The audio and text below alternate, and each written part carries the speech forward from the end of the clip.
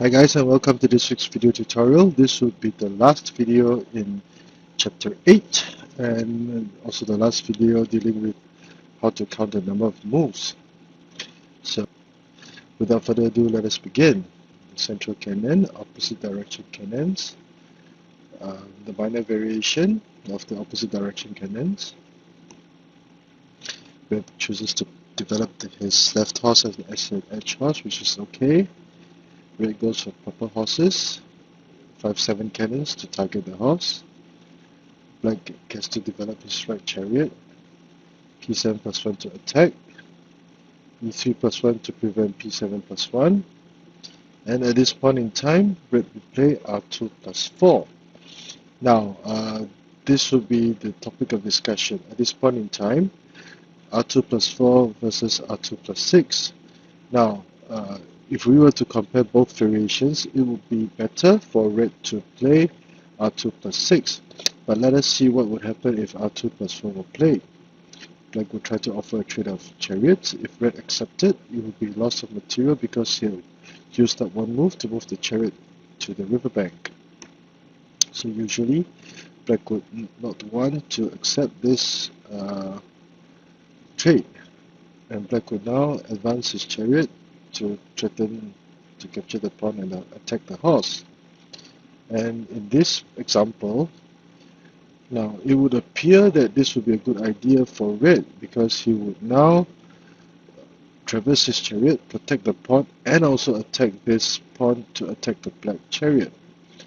But this would actually result in a loss of tempo, as we will see, because now black will retreat his cannon, capture, and black will retreat his chariot. And let us note this position, the position shown here, and let us now see what would happen if red played r2 plus 6 immediately. Again, red would offer a trade of chariots. If red refused, black would now advance his chariot and then prepare to retreat his cannon. But somehow we can see that in these two variations, we can see that in variation B, when r2 plus 6 was played, the cannon had not retreated. Now this position would be almost identical to this position, but we can see that it would be red's turn to move, but black had already made the extra move of retreating the cannon. So in this situation, if r2 plus 4 were played, red would actually have lost a move in the process. And the reason for losing this move was because red had played r2 plus 4 equals to 4 and equals to 3 again, thereby using up a move. Although black also advanced and retreated his chariot, red would use up one more move, and this would result in the loss of tempi. Now, this might seem insignificant, but if you were to play Xiangqi, sometimes the difference move will be all the difference that is necessary for a win.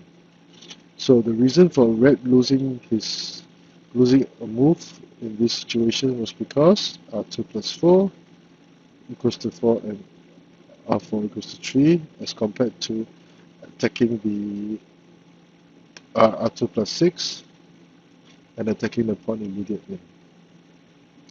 So please do go through this example a few more times and try to appreciate the importance of making very efficient moves and without losing tempo.